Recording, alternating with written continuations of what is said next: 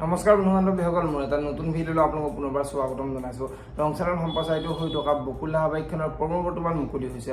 আপোনালোকে যদি বকুল ধাৰাবাহিকখন চাই ভাল পায় তেনেহ'লে ভিডিঅ'টোত এটা লাইক কৰি আমাৰ চেনেলটো ছাবস্ক্ৰাইব কৰি ল'ব। এনেকুৱা ধৰণৰ আপডেট মোক পাই থাকিবলৈ।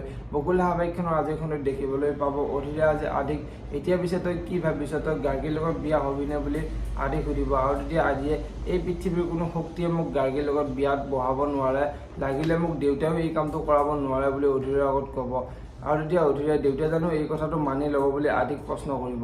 এতিয়া বাৰু আদিয়ে অধীৰক কি ক'ব দেখিবলৈ পাব বকুল ধাৰাবাহিকখনৰ আজিৰ খণ্ডটিত। ইফালে আজিৰ খণ্ডে অদিতিয়ে আদিৰ কথাবোৰ গম পায়, আদিক লগ ধৰিব আৰু আদিক লগ ধৰি আপুনি মোক ভাল পোৱাটো একেবাৰে ভুল হৈছে, সেইবাবে আপুনি গাৰ্গীক গ্ৰহণ কৰিব পৰা নাই। আপুনি যদি দেউতাৰ অবাধ্য হয় তেনেহ'লে আপোনাৰ ফিউচাৰটো বেয়া হ'ব, গতিকে তুমি মোৰ ওচৰৰ পৰা আঁতৰি যোৱাটোৱে ভাল হ'ব বুলি আদিৰ আগত ক'ব। এতিয়া বাৰু আদিয়ে অদিতিক কি ক'ব দেখিবলৈ পাব বকুল ধাৰাবাহিকখনৰ আজিৰ খণ্ডটিত।